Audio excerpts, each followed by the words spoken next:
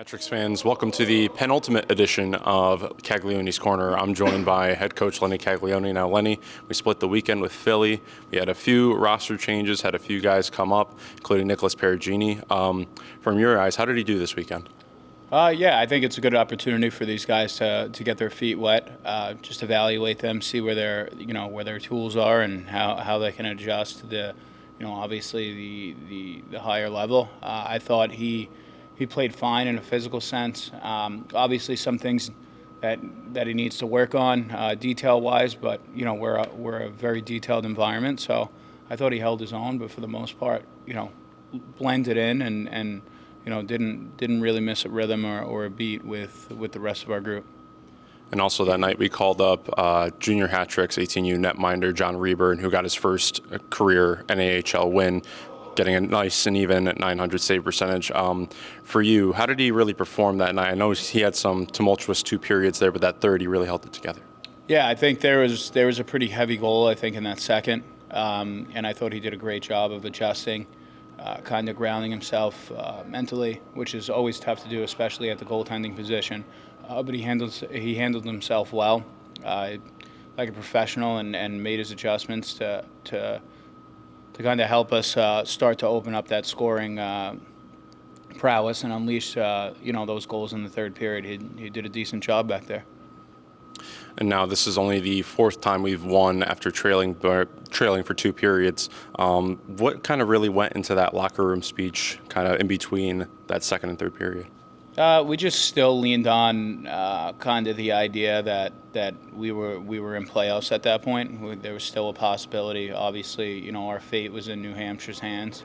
Them winning that game ran a little bit longer than ours, so we still had that kind of juice in the tank. But I just told the guys at this point, there's what's the worst that could happen, right? You go out there and you compete, and it's walk away with the with the 2 points and continue to pad our win record there. So I think guys just played a lot looser, and I think at this point of the year, it's easier for guys to go out there and be okay with making mistakes, which is fine with me as long as guys are enjoying the game and exploring kind of their toolbox and making sure that they're working on the things that they need to. For all of our guys, for our 04s, we're going to school and our potential returners as well. Now, Saturday night, not our best performance. However, for Niko Tornes, he broke the all-time goals record for hat-trick scorers, breaking another record previously held by Gabe Dombrowski. For you, what does that mean to kind of have him go on a 4-goal tear over this weekend?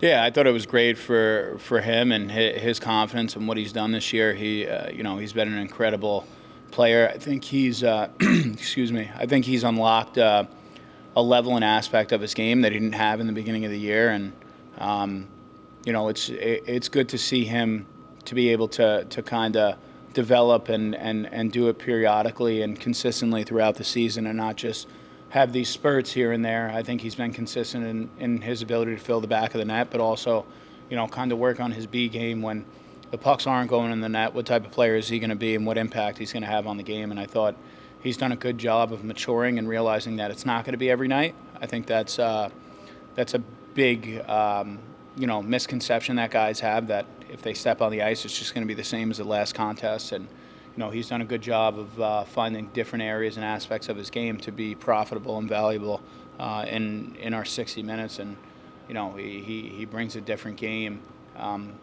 in some of those situations. And obviously this circumstance, he brought his A game and put pucks in the back of the net, which is what he's good at. So it was good to see him consistently do that, but also be able to deal with the pressure of trying to get us into playoffs, being a good teammate, but also trying to take care of some personal milestones. Now, on milestones, he is also 1 point away from breaking the all-time points record. A word that I've heard thrown around to kind of describe Niko in this season is an anomaly, and not in a bad way. For you, would you kind of agree on that, or would you lean in a different direction? No, I'd lean in a completely different direction. I think for him as a player, his jump from 16s to the USHL, I think it was a little bit premature, but also it gave us a great canvas to paint with him, and just tell him like, hey, listen, you have your experience of playing in a better league, but also coming down here now you use that experience to build your game, and I think that this production is always going to be there, was there. Excuse me. It's just about working with him and like I said, finding his B game. What is he going to do when he's not putting pucks in the net? How is he going to be impactful?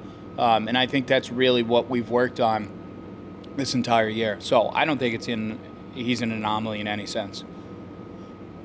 And now this weekend, our last two games of the year, another home and home against Philly. However, we have 6 age-outs on our crew that are finishing out their junior hockey careers. What are some words you might have for those 6 guys? Yeah, I mean, every Sunday I put the schedule out in our group, and I kind of just left them a note at the end of it. It's been a pleasure to coach those guys this year.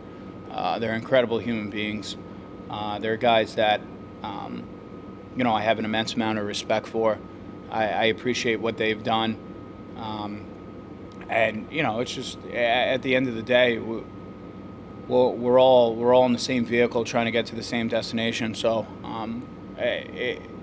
it's a dynamic relationship with your age outs where you're kind of shoulder to shoulder with them. Like, we're all trying to get to that end game there. They want to get to college. They want to make sure that they check the boxes to make sure that they're equipped and ready for that level. And for me as a younger coach, just trying to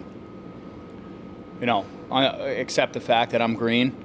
There's things that I don't know and I'm learning, and it's an incredible process to grow with those guys and to do it with guys who are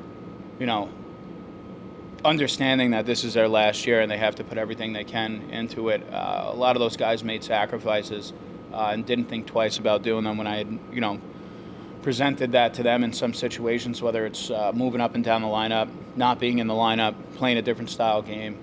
Just an incredible group of human beings that I love. I love those guys, and it's kind of told them that, hey, that's been a kind of a prerogative in our room.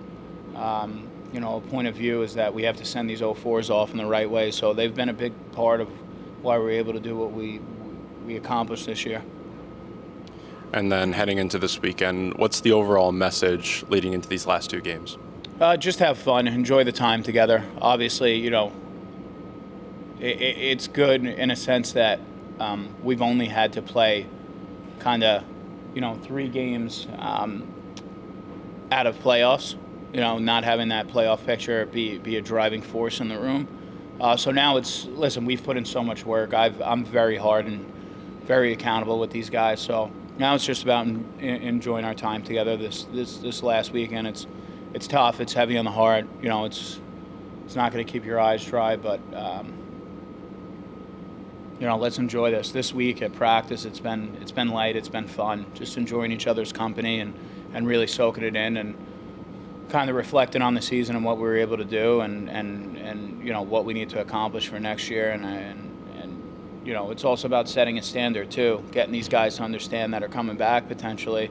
How this feels, because that these emotions are going to be right around the corner. So really have to soak it in and appreciate the moment, and again, just enjoy each other's company and have fun with it. Fall in love with the game. Make sure you're still in love with it, and don't think about what's going to happen after that buzzer rings. Just live in the moment. Could not have said that better myself. And fans, you can catch the last home game of the 2024-25 season right here at the Danbury Ice Arena as we host the Philadelphia Rebels for the last time this season at 7 p.m. Then we head to Philly this Saturday, a 7:15 puck drop there, and you can stream that live on NAA TV. Lenny, thank you for your time. Thank you.